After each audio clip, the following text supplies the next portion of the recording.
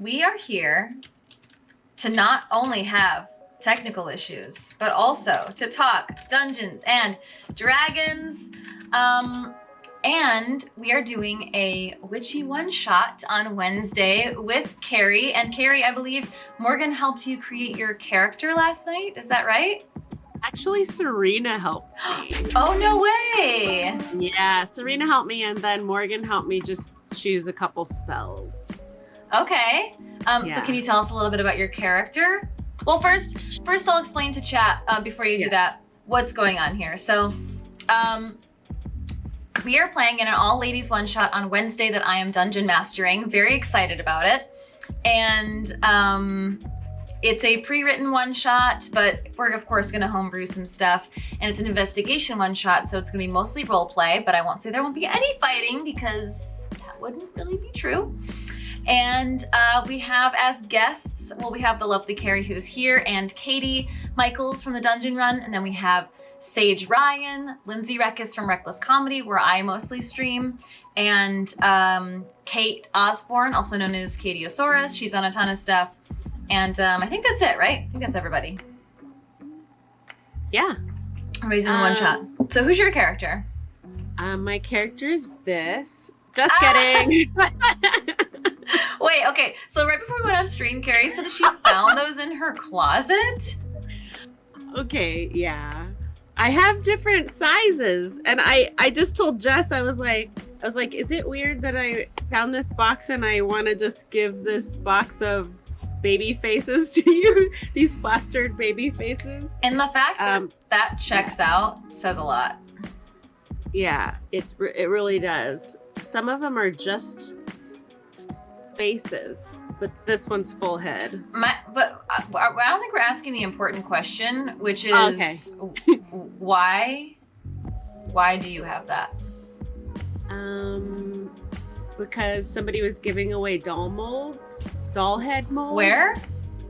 In Glendale somewhere. It was like an old doll factory or something. And a factory?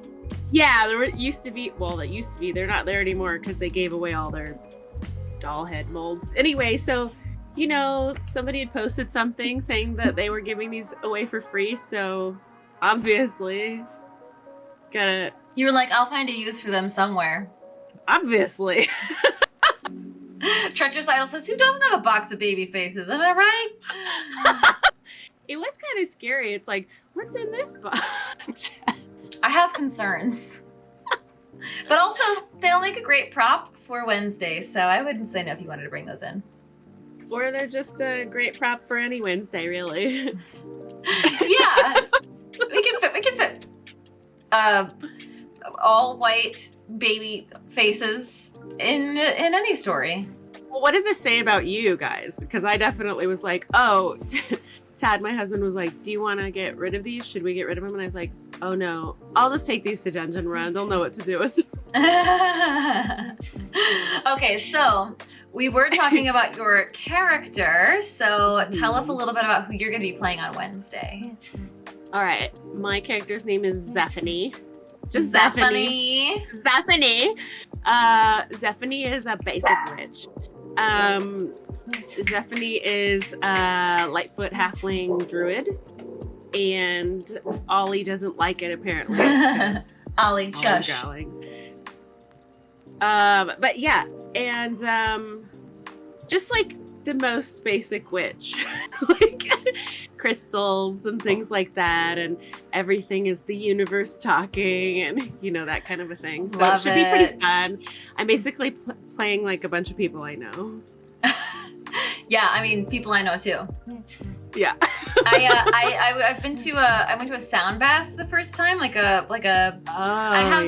had like sound baths at the end of yoga before, but I went to like a legit, like, this is just like you drive to the top of a mountain and you have a sound bath, and there's like 16 women all wearing the same white dress that are doing the sound bowls, and with like real candles or fake candles.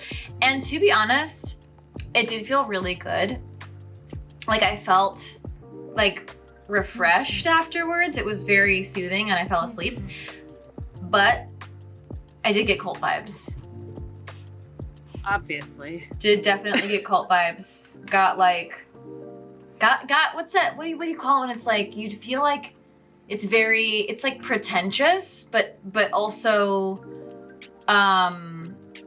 like not like fakers. Like they're not like they're just like putting on a show.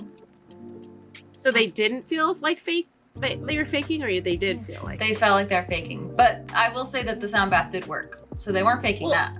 Was it an immersive show you went to that provided a sound bath, or was it an actual like sound bath, like a place that people go to get bathed by sound? The latter. Yeah.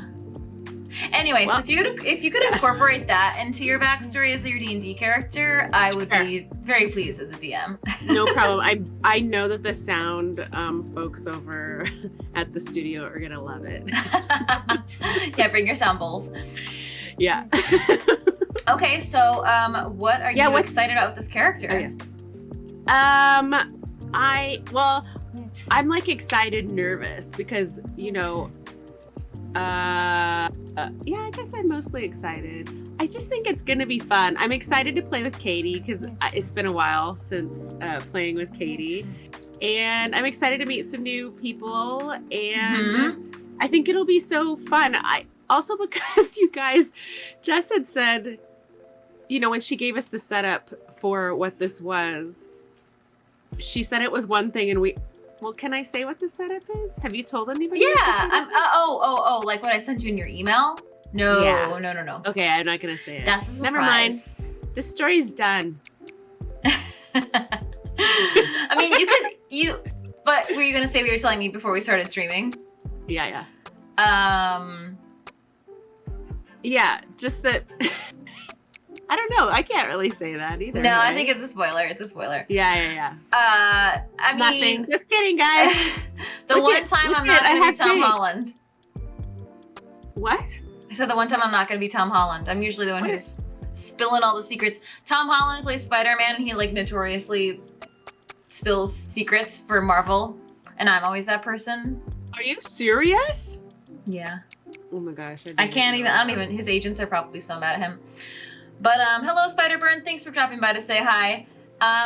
Yeah, so if you didn't see the promo materials for this game as well, we are donating all of Interactivity proceeds to support the women in Iran. If you did not know, there is a historical counter-revolution right now that it is historical because it is the first time in centuries, some historians are saying, that a revolution has been completely led by women. And it is predominantly young women, but also young men are joining in the fight. And they're fighting because in 1979, there was a revolution that in their government that basically took away a lot of human rights for women. They're not allowed to show their hair. They have to wear they have to cover their hair. They're not allowed to dance. They weren't allowed in sports stadiums. And if you take a look at history, 1979 and prior, there's been a few revolutions, but they were just like us. And so, we think we have it bad with the Roe v. Wade, overturning Roe v. Wade and all kinds of stuff, our own country. But just imagine it getting to that point, because that actually did happen in Iran. So I'm grateful that we're going to be able to support those women. Hello, do we have a raid? Hello, Ink and the Liar. Thank you so much for raiding us. Welcome to the Dungeon Cooldown. We're talking about Dungeons and Dragons, but right now we're talking about the women in Iran because that's important. And we're donating all proceeds. We're donating proceeds to our one shot on Wednesday to help support those women. Yeah, so come hang out, you guys. It'll be so fun. It's gonna be a little bit boozy. Oh, it will be a little bit boozy. I'm going to touch on that in just a second, but Idaho Jed said in chat, can you tell us how to donate if we can't watch live?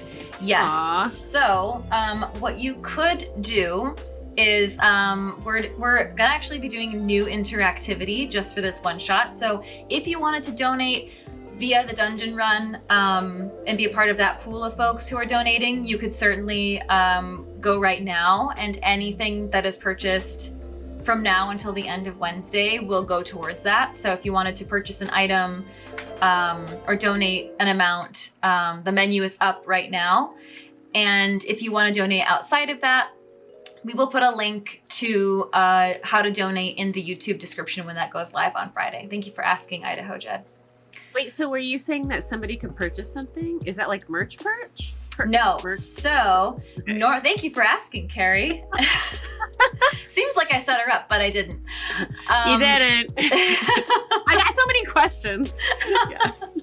She's like, well, you're going to get the first scoop because none of the other players know this. So, for interactivity on Wednesday, normally what you do is you can buy advantages, disadvantages, and then you buy motes or sparks that go on like a sliding scale up to unlock forces of nature or cosmos that are, like big events like Hunger Games type things that happen in the world. What we're doing for the Witchy one-shot is you can buy a Witchy cackle for $10. So if that is purchased, all of us have to drop what we're doing and cackle like a witch. Amazing. Sound is also gonna love that. Sound's gonna love me. Ollie's like, what's going on, Mom? Why are you screaming like that? Why are you screaming? I'm just gonna go over to my menu right now. If you want to check out the menu, I'm going to drop it in our chat. I kind of like love these things that people can purchase when we're playing that we have to drop everything to do it. It's so funny to me. There's more. The next thing on the menu is you can buy advantages or disadvantages as usual, and anything that isn't used in the game will be put into the next regular dungeon run game. And that's the normal price of $20. For $40, you can buy a monologue. And you choose who you would like to monologue. Sorry, not sorry, Kari. So if you want to, look, we love that you're donating to a good cause. It's an excellent cause. It's important for women at large. And you get the added bonus of forcing somebody to stop what they're doing and do a monologue as their crazy character. And they force you to do it as like an NPC? Okay. Oh yeah, I have to participate in this too. And then this is a big one because this is my first time DMing on camera and only like my 5th time DMing like ever. So I was like, Morgan, we gotta make this a high price. For $100, if you want to be that generous, for the women in Iran, you can unlock a wild magic surge. What is that? So if you're a wild magic sorcerer, you have a wild magic table, and you can look that up in D&D Beyond or in your player's handbook. But it's a chart that has 50 different options. You roll a D100, and something wild and crazy happens, like a group of flumps will pop out, or you turn into a potted plant, or you teleport, or you heal, or you get damaged, or there's all like kinds of random stuff that will happen. So you can trigger a wild magic surge, and you get to choose who that happens to as well. Yeah, so that's the scoop, Kari. Okay. I'm on D&D Beyond right now, just like looking up all these things. Okay, cool. Oh yeah, that's exciting. Angel makes a good point. You can cast Fireball on yourself too. But what we'll do is, if somebody purchases that, then whoever it is purchased for will roll the D100. So Kari, a D100 would be 2 D10s. Oh yeah. You've done it? Oh no. Go ahead. 2 D10s. Go ahead. 2 D10s? Yeah. Mm-hmm. Oh, let's do it right now, actually. Yeah. Okay. Do you have the wild magic table pulled up? No. Okay, I'll pull it up. Okay. Yeah, so you roll both of them. That's why one of them has... Isn't this a D100? Yeah, so that will be... Like, you choose which die goes with which digit in your roll. So, like, if you roll 2 D10s, one of them will be, like, the first number, and the second one will be the second number. So if you roll a 6 and a 0, that's a 60. But isn't this a D100? It actually has 100. It's like by tens. But you need the second digit too. So you could roll like a 67 or a 43. You know what I mean? So that would roll you like a 40 or a 50. Oh, right. This makes sense. I gotcha. Yeah. Okay, so I'm gonna pull up the Sorcerer and D&D Beyond. And I'm gonna look at the Wild Magic table. We'll see what she rolls. Okay, go ahead and roll your d10s. Oh, okay. Okay, I'm gonna do just to keep it real. I got a purple one and a green one. I'm gonna say purple is the first number, green is the second. Okay. Okay. Purple is the first number. Is that what I said? I already forgot. Yeah. 70. Okay. And 0. Ooh, okay. So, you rolled a 70, which is each creature within 30 feet of you becomes invisible for the next minute. The invisibility ends on a creature when it attacks or casts a spell. That's gonna be so hard for me to do. Oh, as I have to control all the NPCs. Oh my god. Oh my gosh. Well, how many NPCs are you planning to have? Oh, like a lot. Oh man, so this... What's happening is, so I ran a test at home of this one shot, and thank you for subscribing with your Prime account, Doopstar. Appreciate you. It's a choose your own adventure because there are way too many NPCs and way too many locations for you to possibly visit in the time that we have. So you'll kind of just choose what is most interesting to you, and I will feed the NPCs into those locations. And Tuamass just gifted a sub to Michael Rose. Oh my god, they've gifted 238 gift subs to our channel. Thank you so much, Tuamass, for supporting us. Thank you. Hi, Michael Rose. Hello. Yeah, so lots of NPCs. You're gonna meet lots of NPCs. Well, depending. I mean, your work. Yeah, no, probably. You could be like, we're gonna go to one place, and that's it. That's it. Maybe 3 hours. Yeah, I guess we'll find out. That's very exciting. Thank you for subscribing, Spanetti. I've never rolled those dice before, so I did it. There you go. Now you know what to do on Wednesday. And also, Kari replied to our email thread about this Wednesday, saying like, I'm a newer player, just so you know, and also Lindsay Rekus is a newer player. That's exciting. Yeah, I'm not gonna sit by her because no, I need that help. Spread you out. But Lindsay, her first D&D character was on Reckless Comedy on Reckless Roleplay. So and she just like you jumped right in, and it's like your comedy instincts and your like role-playing instincts kicked in, and she was so good. And you know, it's like, I'm obviously not super experienced as a DM, so I'm not going to be over here like, oh, I don't know. I mean, I didn't know that, you know, you didn't come with that leather armor. So I know that your AC is lower, and we're going to contest that strength check with a grapple check. No, you just practiced it right now, so we know it sounds good. So you could possibly do it on Wednesday. Just like, yup, that's definitely the rules. All right, sounds good. Yep. So speaking of Michael Rose and cocktails, have you guys watched our Warlock, the Dungeon Drunk video? Please watch it. I hope you can tell how much fun we had making it. It was ridiculous. I know the audio is a little bad, terrible in it. We had some audio issues. The next one will have much better audio, but we had a lot of fun, and it's a funny video. It's only 10 minutes long, so go check it out. Oh, you guys did see it. Okay, I'm seeing lots of folks in chat did watch it. Thank you so much. Oh my gosh, you guys, that part where Jess starts losing her wig. I don't know. I laughed so hard. I looked over at her and it was just like way back here. It was like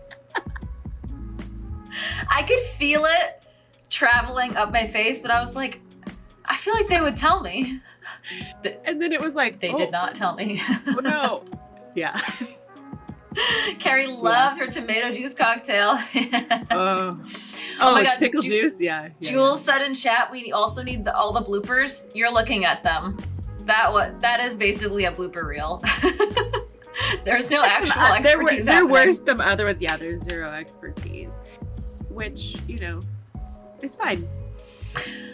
Yes, Thanksgiving cocktails, Christmas cocktails. Okay, so if we did Thanksgiving next, if we did like one dungeon drunk a month, what class or race or D&D themed cocktails would you want to see for Thanksgiving? Who's like a Thanksgiving? What's a Thanksgiving? There's no turkey race. I was gonna say, is there a turkey? Is there like somebody who holds one of those old timey musket things? Tiny musket things, like a pilgrim? Old timey musket, yeah, like, or something like that. Artificer, maybe.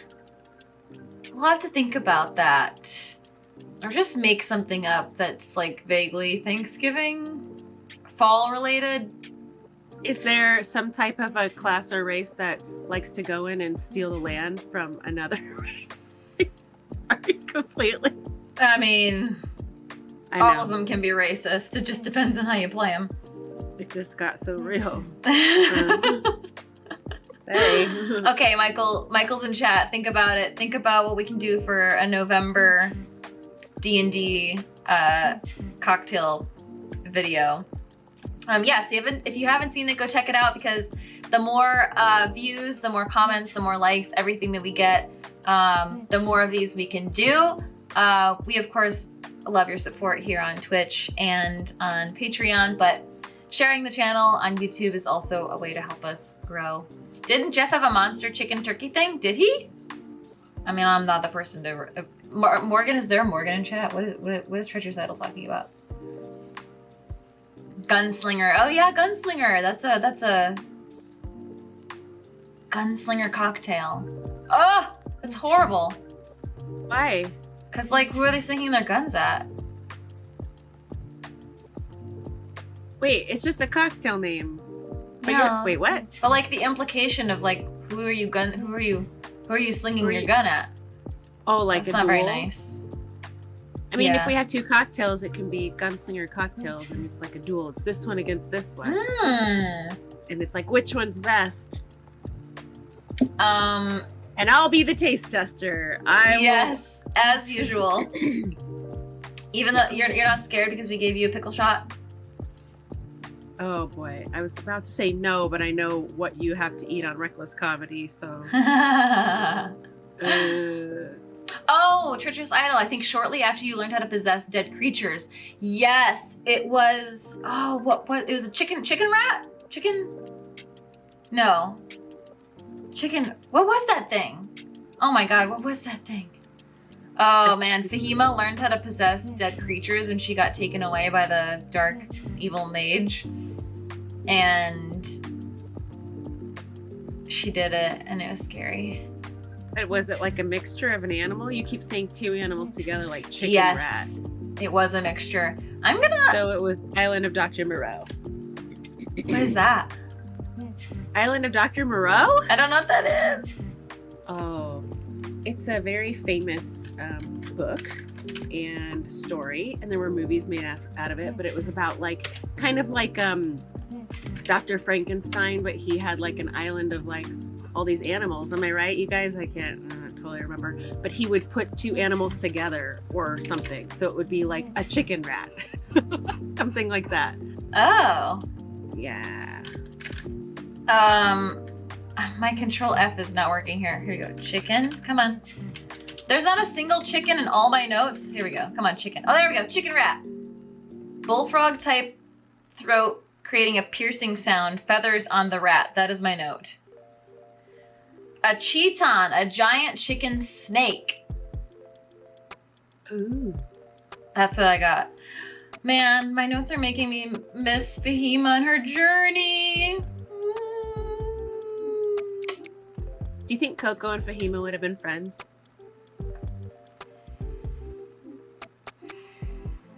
Boy, that's a real long pause. I'm trying to think. I mean, the first answer is yes, because, like, we would find a way to become friends, but I'm trying to really think. Because Fahima's only friends are only because she was on her adventure with them. Like, she didn't have any actual friends before that, because she grew up totally isolated. So I'm trying to think of who she would actually be friends with. Yeah, I think Tepartus is right. She would have studied you. And I think we would have they would have gotten along because they're both chaotic. I think you think all the times when Fahima got crap for like doing something chaotic or going out, I think Coco would have been like, high five, yes, queen, I'm going with you. 100%. It's like, where are we going? You know it's true. Okay, now that I'm thinking about it, Fahima and Coco probably would have bonded over that chaotic energy and been BFFs. Oh yeah, and we both like really love animals. Yeah, but I think it would have been difficult at first because Fahima's very like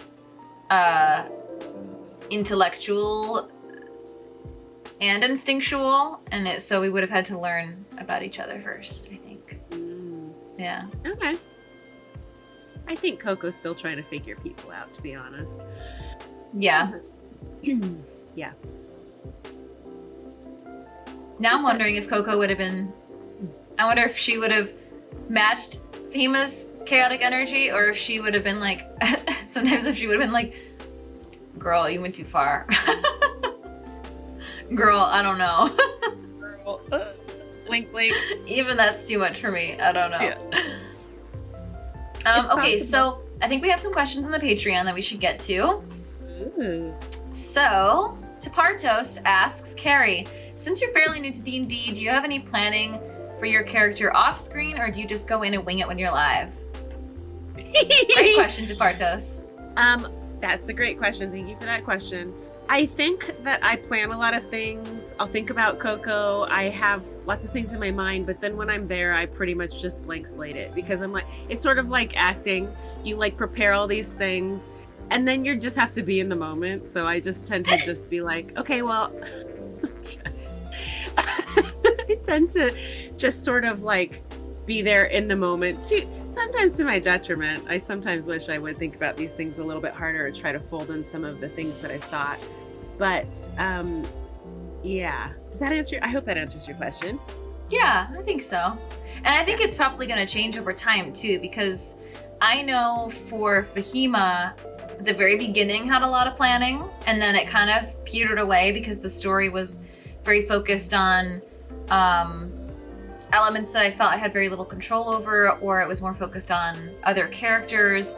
And then there was a time when the story really shifted very strongly in Fahima's direction, to the point where, as I think we told you last week or maybe a couple weeks ago, it was just Jeff and I had to do a ton of planning. And then from then on out, I would do a lot of planning. But so if you're like me, then that could happen. But I mean, there's also players like Morgan who are very puzzle solving from the very beginning, and we'll try to kind of like work the game outside of it, which I don't do unless I have like something in very, very particular that I'm trying to figure out.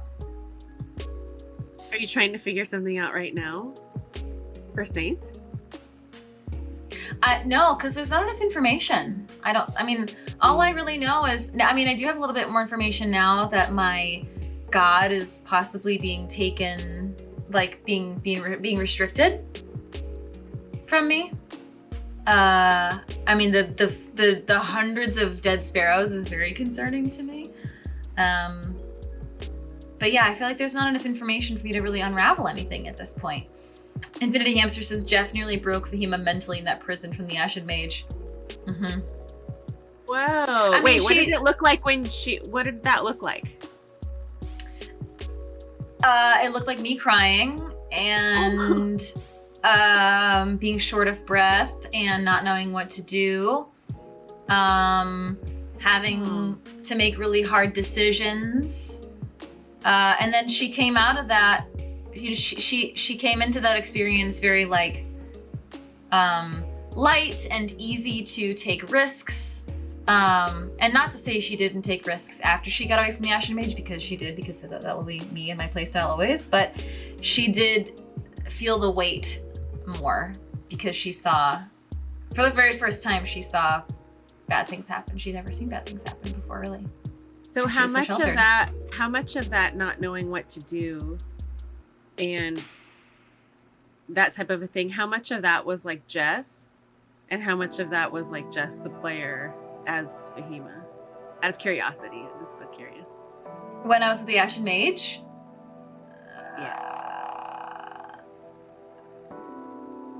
I think it was. Were you like fully in character? This was exactly how Fahima reacted, or was this a little like, I don't know what to do as a player, and I'm gonna fold that in? It's connected. It's connected. It's for sure connected. Yeah.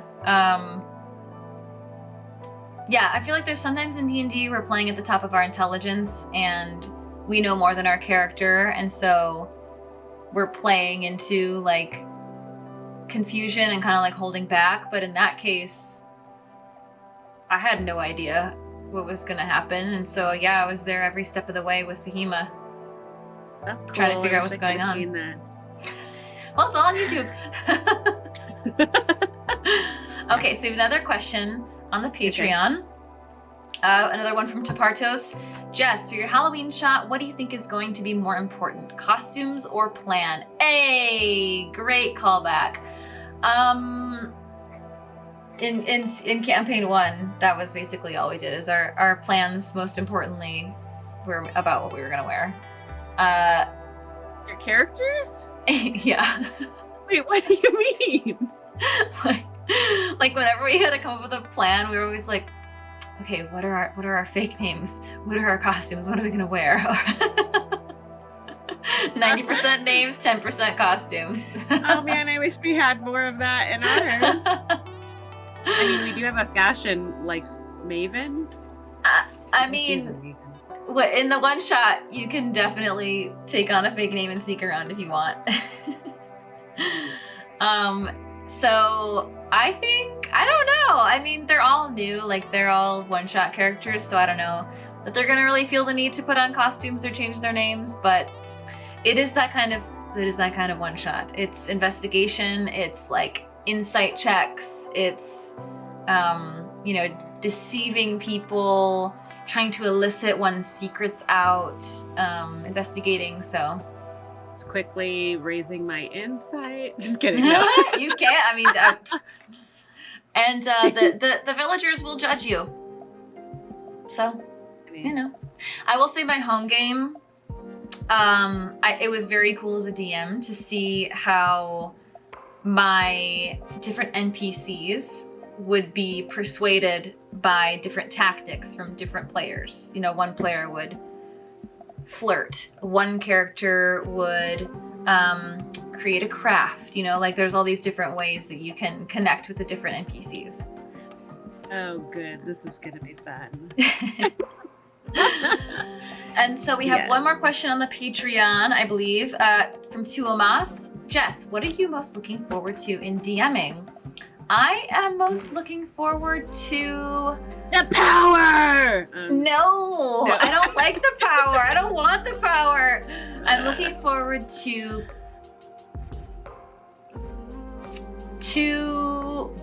crafting a fun time for the players. Like usually I'm on the receiving end of the fun times. Like we're volleying, we're bouncing the ball around, but ultimately like the responsibility of the story falls heavily on what the DMs bring to the table because they know what we don't know. So I think that's exciting to weave the story, and also just to like play all the different NPCs is super fun too. Normally I'm restricted to one character who I get to know really well, but for me to kind of jump into all these different NPCs and explore their different personalities is really fun. That's a fun question. Yeah, Kari Tuomas is asking, how is your comfort level playing D&D live streamed? And actually, let's amend that question because I think you've gotten that question a lot. Let's amend it to the one shot. Like, how are you feeling about playing in this one shot now that you have some experience? Well, at the beginning, I started to say, somebody had asked another question, and I started to say I'm a little bit nervous. But you know what's funny? I made this little Patreon video. I'm sidestepping this question just for a second. I made this little Patreon video, and I was in my crazy costume that I did the cocktail mixology video in. And it was really late at night, and I was like, I think this is like a secret, like if I was talking to a friend and this was me. So I noticed that I was saying a lot that I was really nervous, or I just came across as like very insecure as like a person in a way. And to me, I felt vulnerable, but like a friend of mine had watched it and they were like, I feel bad that are you not having fun? And I'm like, no, I'm having so much fun. No And way. they were like, yeah. And they were like, I'm a little sad that you don't seem like you're confident enough to have fun. And so I was about to say that I was a little bit nervous a couple days ago, thinking like, oh my gosh, I'm going to play with these amazing players and I'm not going to know what to do. But also in this weird way, even making that Patreon video helped me just like a little bit, just sort of see outside of myself and just sort of realize like going back to that original self of like, it's okay if I don't know. You know what I mean? Instead of feeling bad about not knowing. Do you know what I mean? I think I'd kind of edged on that line of like feeling bad about it. So now I'm just like, yeah, I'm learning. The other thing I was going to say was, I don't know, this is a bit much, but I realized like playing a character that doesn't know where they're from or where they're going necessarily, like, yes, Coco wants to find their family and all of this, but doesn't exactly know where their homeland is and where their family is right now. It's weird when you take on that mindset as a character because it's bled into myself.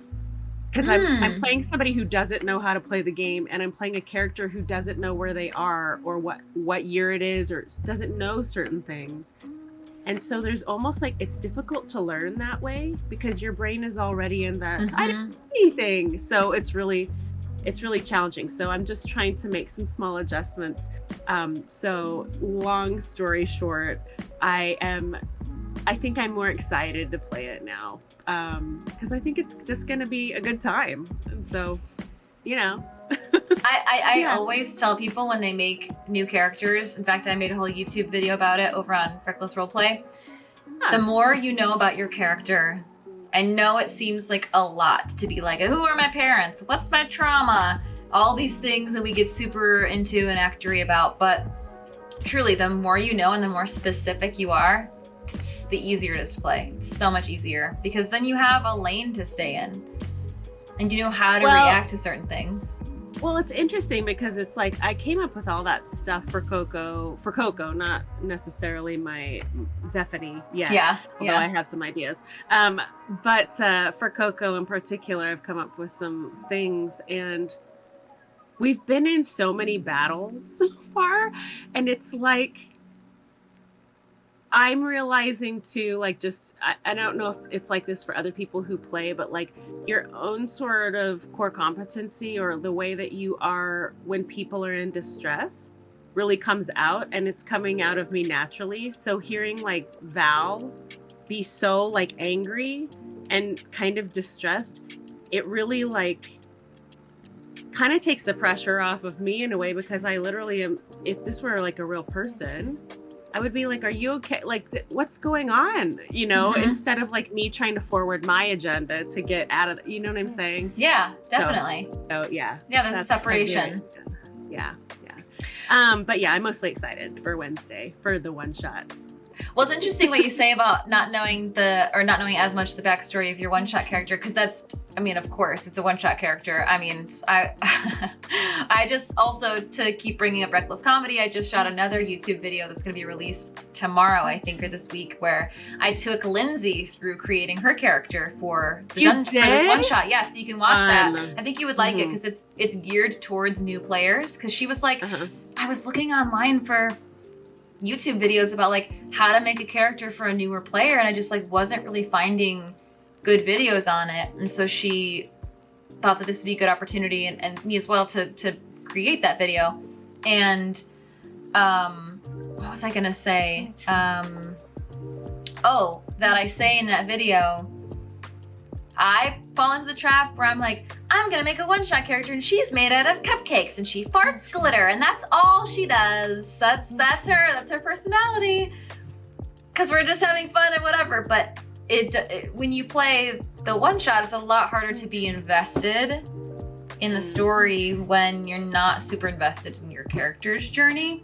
So sometimes it can be good to bring long-standing beloved characters into one-shots. Like I have a warlock who I auditioned with for the dungeon run with, and sometimes I'll just bring her to one shots because I know her and I love her and I know her journey, and it makes it so much easier to oh yes, and Brick, Infinity Hamster, exactly, my baby boy Brick, I love him so much. I always bring him. And can't wait to have a purse full of D&D characters. You will soon. It's happening now. You already have 2. I know, that was also really exciting. It was like, oh, this is so different. You have so many alter egos, so many personalities to pull from. Yeah. It's gonna be fun. There are some things that I know because I also am like seriously sort of basing some of the character off of some people I know. Yeah, so you'll know how to react to a lot of stuff. Yeah, and I know why. I know their whys, and so I can kind of like figure out my why from that. Yeah. So do you have any questions for me regarding the one shot, or how to play in the one shot, or anything for Wednesday? Well, it's tricky because I kind of, just so you guys know, Jess kind of, did you get on there with me? Yeah, you got on there with me on D&D Beyond, and you kind of helped me get started on there. And so, yeah, so I feel like I kind of asked a lot of questions there. That's not super helpful for this cooldown, but I don't know. I think you're going to be great because you're so good at answering my questions and like, yeah. And just explaining things in a really simple, like easy to understand way. So I'm not like worried about not understanding things weirdly. Good. Yeah. Oh, that reminds me. I was going to say that one thing that I think made Lindsay a really awesome player is she's a long time internet gamer creator. She's been online creating gaming content for 15 years. And so she's really used to the space. She's experienced the full spectrum of how people can respond.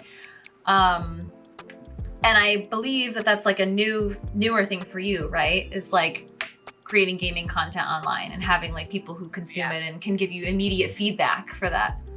Yeah, super new. Yeah, that's extremely daunting. And so what I think happened with her is she had confidence. She had a lot of confidence because she was like,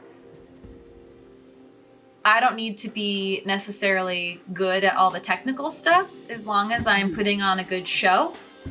That's what people like. Yeah. And that's tough for me too, because I also want to like get it right, and I'm afraid of criticism, or I used to be afraid of criticism. So it's totally understandable that you like stepping into the space. You're like, this is a lot. It's a lot to take in, and it's a lot of balls to juggle. Thanks. Yeah, it has been a lot, but it's weird. I don't know that I was really super afraid of like what any of the listeners would be saying, because I know the internet's wild place. And so so what made you nervous? What made me nervous? Was it the players at the table? You mean during our normal TDR stuff? Yeah, when you say that you were like when you're not feeling super confident. For me, it's like afraid of the feedback that I used to be afraid of. Oh wow. Yeah, no, that's never been the case. Until now. Just kidding. I mean, no one watches our show. No one cares. I'm just kidding. No, I just assume like the vibe is really good on set, and I feel like everybody's a good person there, and I feel like that kind of energy moving forward, the people who respond to that and can take that in as a listener are the only people I care about. So like, do you know what I mean? So I just kind of go with it. But I think the nervousness thing, I have that thing. I'm an ex-dancer, and so I was very technically driven, and so it's about doing things right and doing things well. Being at the top of your game. It's the perfectionist stuff that I still have some of. But who are you being a perfectionist for? Oh, like myself. Yeah? Because I like to know I have the most fun when I know what I'm doing. Okay. I mean, don't you have a lot of fun being really good at things? Or is it just fun? For sure. Yeah, I like to be good at things. So I like to be good at things, and I think I start to almost like go into some kind of other state when we're in battle, and I'm like, okay, I'm going to use my ensnaring strike, and then it's that whole separate box that's like, it's like this plus this plus this plus this, and I'm like, what? I don't even, yeah, it just gets a little, I don't want to slow the game down. And so, yeah, so it's just one of those things that I'm still learning about. So I just don't want the audience to have like not a good experience, because you guys are so gracious about like being present while we play and being present with our characters and our story. So yeah, I just want it to be a great show for you guys. That's beautifully said, Kari.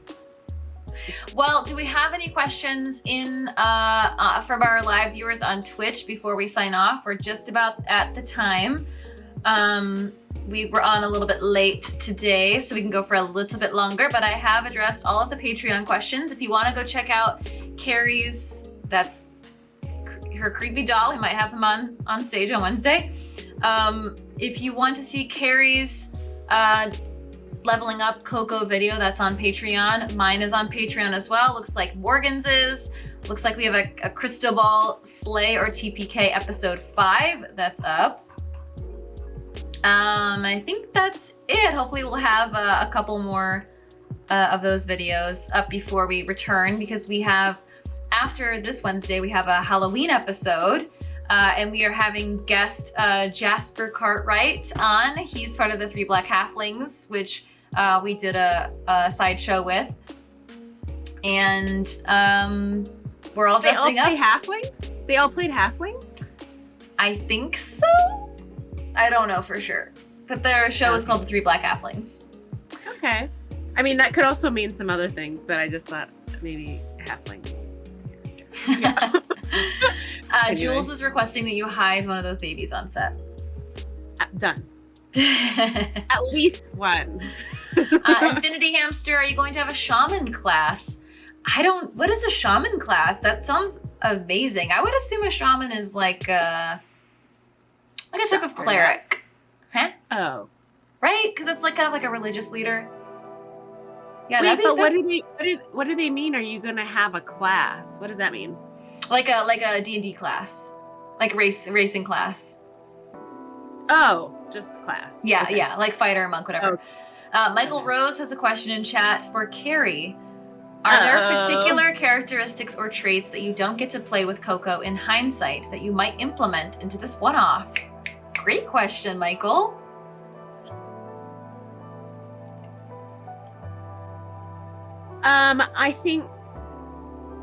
I think that really forward, that really more forward self, where,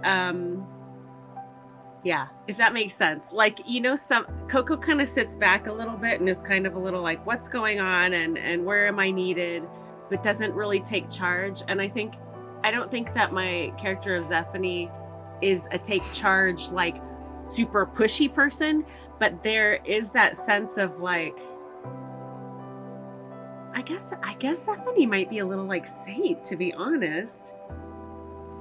In that like sort of Saint is almost a little bit like a flower child. If you Yeah, she is for sure. Yeah, but that sort of fun characteristic that I want to play with Zephany is like, Zephany is definitely like a trust fund witch. And so there's a certain amount of like weird confidence that comes from somebody who's like a trust fund kid. Oh yeah. Like weird. You know what it is? Yeah. They don't wait for an invitation. Yeah, they're invited everywhere. Yeah, and it's like, oh my gosh, I made this for you. Like, oh yeah, you just do it like this. Like, just, not even like, oblivious to hardships in life. Exactly, which would be so fun to play. Well, you're gonna play it, baby. Playing it on a Wednesday. I'm gonna do it. Oh, Michael Rose, you know me.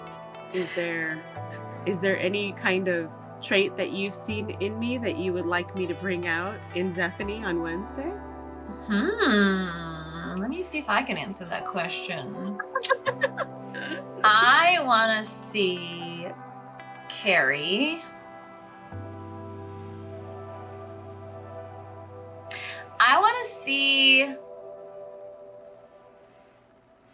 that dry humor come out. I think you have it with Coco, but I think you could just drip. I think you could drip with dry humor. But do you drip if you're dry? Yep, I gotcha. Yeah, I guess it. you wouldn't drip. I guess you would Maybe. scratch. I don't know. Hello, Raiders. Welcome to the stream. Dreamless. Oh my God. Hi, Jen. Hello, Jen. Jen is another tabletop role-playing content creator. She's a friend of the Dungeon Run. Hi, Jen. Thank you so much for the raid. This is the Dungeon Cooldown to everybody who's just joining us. We are talking about the last episode of the Dungeon Run, which actually we didn't do at all today because we have a one-shot, a charity one-shot that we're doing on Wednesday, a Halloween-themed one-shot that will support the revolution in Iran that's happening, the women that are fighting for their human rights. So we're kind of talking about our characters we've created. I'm dungeon mastering for the first time, talking about that. And we also chatted about cocktails because we created a new show, a new companion show called The Dungeon Drunk, and very poorly made cocktail. Well, Michael made a good cocktail. I mean, you could probably get real dungeon drunk on these cocktails. Yeah, for sure. For sure. I'm gonna do this. There we go. Did that work? That work? Kind of. What are you I'm trying to do a do? commanded chat so we can see more about what Jen was doing on hers, but I don't think it worked. How do you do that? How do you do that? Isn't it SO? Isn't it SO? Ollie, shh. Ollie's like, it's time to go, Mom. It's time to go. Ollie's barking at the ghost in your apartment. Don't say that. Ollie. Oh no, there's no sound, Jess. I know, I muted myself so you wouldn't have to listen to Oh. Ollie. It just didn't work. I don't know why. Well, go look up Jen. Go support her. Follow her. Where's Meep to quiet Ollie? Meep. You know what? Ooh. Oh, speaking of Meep, I might have a little surprise on Wednesday. I might have a little surprise. Hello, Full Squeaky. Yeah. So we're just at about time on our own stream. So if you have a raid target, let us know. We'll go raid one of our other awesome community members. But this has been the Dungeon Cooldown. Thank you so much for joining us. We can't wait to see everybody on Wednesday. Just please, come support me. I'm DMing. I want everybody to be there. And by the way, and share the love. like we said, yes, and like we said before, if you can't be there with us on Wednesday live, definitely, and you still want to help us fundraise for the cause in Iran, then go ahead and you can donate from now until then, and it'll go to that cause. Thank you. Thanks for the shout out, Kari. Yeah. Let me see. I think we have a command. We should definitely have a command for that. Let's see if that works. Yeah. Okay. So you can see the menu. So if you do want to donate via the Dungeon Run, those items will work. Even if you're not there live, we'll still honor them. Oh, we have one. Cackle is gonna be so fun. There we go. All right, we have one more comment from Michael before we close out the stream. Kari, I actually think that you leaning into it is just a key personality trait, and allowing it to be something Coco is missing would be beautiful for us to watch you live in. I love the idea of you being in a trust fund witch and knowing everyone else is just a little more poor than you. Yeah. Let's see that. God. Let's see that snarkiness. That Oh It's wow. not even. It's probably not even that she's aware of it. It seems like trust fund people are just not usually aware of their privilege. And I don't necessarily think that Zephanie is mean spirited. No, I just think I don't that, imagine or that maybe I'm gonna turn it in these next 2 days, and I'm gonna make Zephanie kind of. We'll see. Anything you choose will work because there's a lot of NPCs that will all connect to different things. Okay, amazing. I love it. Yeah. Oh my gosh, this was fun. It was Thanks, fun. guys. All right, everybody, stick around for a raid. We're gonna go support Q Times. I think they're playing D&D right now, and I will see everybody Wednesday. Love you. Bye. I want to see you too. Oh yeah, I'll Bye. see you too, Kari. I guess I'll see Okay, you fine. too. I'll have a mocktail waiting for you, and this time it'll be good. I'm gonna It'll be good. right now.